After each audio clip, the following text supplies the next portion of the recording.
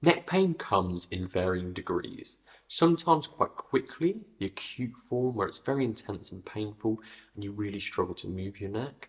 Other times just ongoing in the background and more chronic, where you may also get bouts of that more intense pain now and again.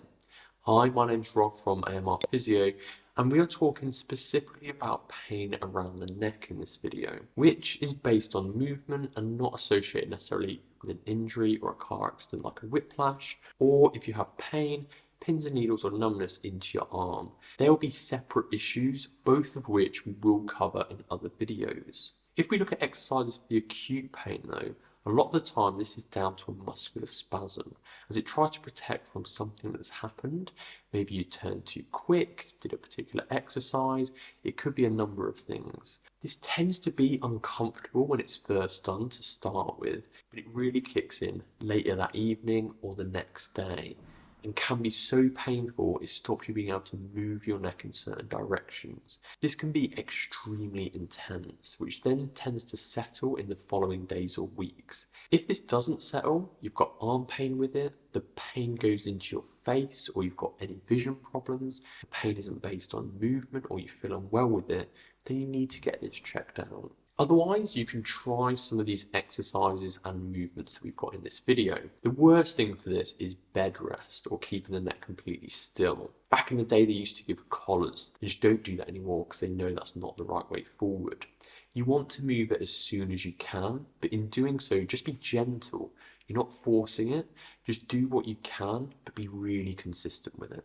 Exercise 1 is retractions. This is where you're almost trying to give yourself a double chin. So you're tucking the chin in, and it's like you're trying to be pulled up into a really good posture.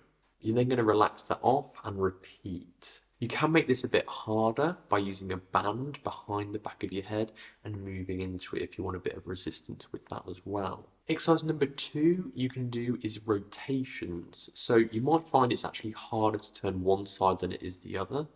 That's fine, that could be normal, but you want to be going as much as you can, but not forcing it. So no real grimacing, but you're just going in and out in both directions. What you can also find is you can do this with supported movements. So putting your hand at the back of your head to help with the movement. You might also find that actually pressing on certain areas will allow you to move your neck more into the direction that's painful. If that is the case, you can use this as part of the exercise to start getting used to that normal movement again. You can also do it with using a towel as a bit of an assistance.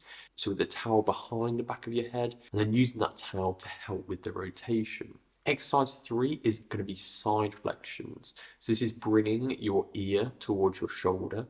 Again, you might find a real intense stretch on one side, or it's more painful on that side that you're going to.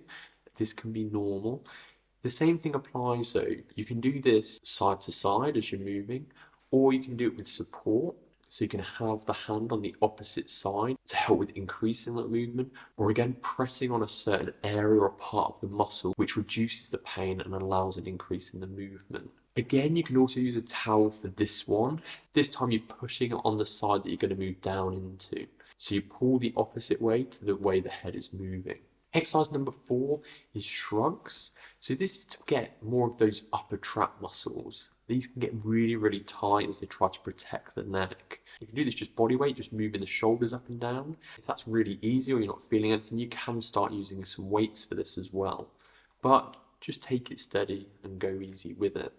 Exercise number 5, what you can do for this is scapular retractions. Again, in that really painful stage, you might just be moving the shoulders forward and backwards. And if you want to make this harder, then you can start using a band and pulling apart into those scapular retractions. When looking at more chronic neck pain, where the pain isn't as intense, but there's just the underlying pain that is coming and going or just always seems to be around, but you have got pretty good or full movement, a better approach is strengthening around the neck. It's still good to do all these exercises mentioned here, but add the strengthening on. Similarly, when getting back to normal after these exercises, adding in strengthening as the next step is great for prevention. Otherwise, you might find you keep having recurrences of this pain. For the best exercise for this, watch this video next and look at the neck section. Although if you struggle with other areas of the back, especially the thoracic spine, the upper back, you'll likely find benefit adding those exercises in also.